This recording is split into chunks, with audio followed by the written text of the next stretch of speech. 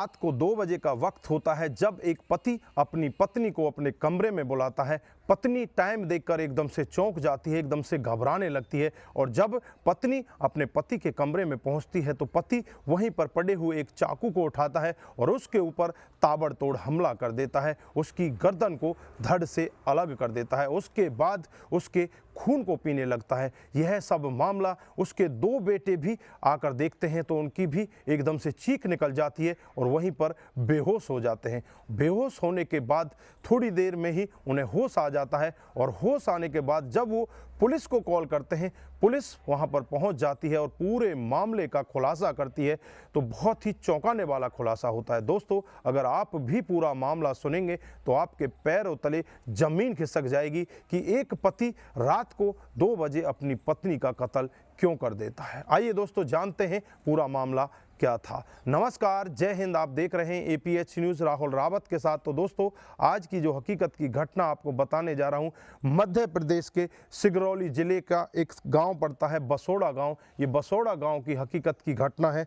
23 तारीख की ये घटना है। 23 तारीख को रात को करीब 2:30 या पौने 3 बजे का समय होता है जब पुलिस के पास कॉल आती है और कॉल में जो लोग कॉल कर रहे थे वो बहुत ही डरे हुए थे। वो कह रहे थे कि आप जल्दी से आ जाइए, मेरे पिता ने मेरी माँ को मार दिया। अब पुलिस भी तुरंत हरकत में आ जाती है और उसी गांव में पहुंच जाती है और जब गांव में पहुंचा जाता है तो देखा जाता है कि बाहर बहुत ही ज़्यादा भीड़ लगी हुई है, लेकिन घर के अंदर कोई जा ही नहीं रहा था। तभी वहाँ पर 2 लड़के पुलिस के पास दौड़े दौड़े आते हैं। उनमें से एक का नाम होता है सुमेर केवट और दूसरे का नाम होता है मनोज केवट। दोनों भाई होते हैं। उनकी उम्र लगभग 20 से 22 साल के बीच में होती है। दोनों यही कहते हैं कि हमारे पिता ने हमारी माँ को मार दिया है। अब तुरंत ही पुलिस घर के अंदर जाकर देखती है तो घर के अंदर का जो नज़ारा होता है बहुत ही भयानक नज़ारा होता है। चारों तरफ खून के छींटे फैले होते हैं और वहाँ पर एक सर पड़ा होता है और कहीं भी दिखाई नहीं देता कि धड़ कहाँ है। अब एकदम से पुलिस चारों तरफ घूम कर देखती है तो चारों तरफ का नज़ारा ऐसा लगता है कि जैसे यहाँ पर किसी ने बलि दी हो। वहाँ पर देवी देवताओं की मूर्ति होती हैं, वहाँ पर कई तरह की किताबें पड़ी होती हैं। उन सब को देखकर पुलिस एकदम से तुरंत ही अंदाज़ा लगा देती है कि अंधविश्वास में किसी ने ऐसा काम किया है।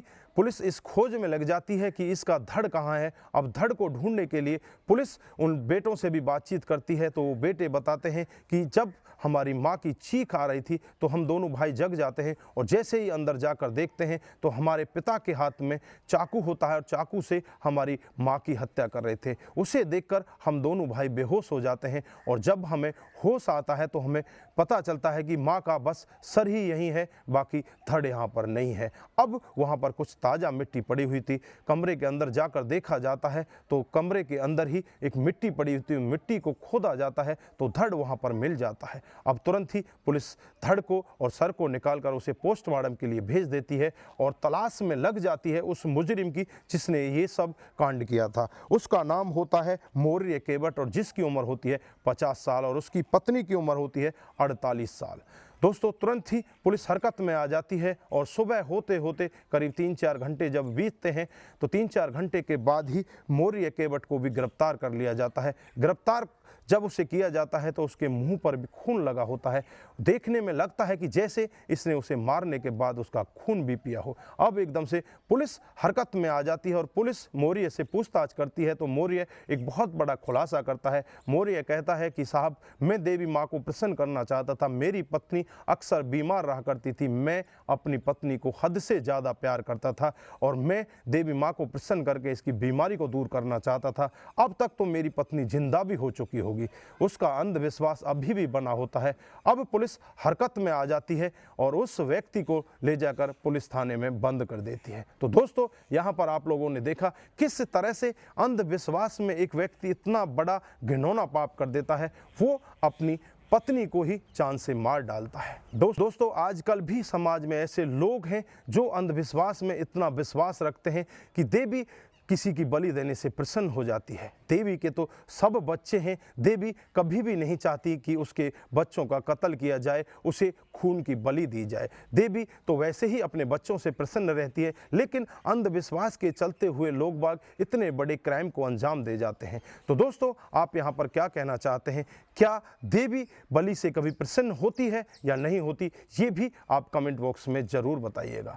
दोस्तों आज के लिए बस इतना ही, फिर मिलते हैं किसी नए मोड के साथ। तब तक के लिए आप अपना ख्याल रखें, अपने परिवार का ख्याल रखें, सतर्क रहें, सावधान रहें और ऐसे क्राइम को अपने आसपास ना होने दें। नमस्कार, जय हिंद, जय भारत।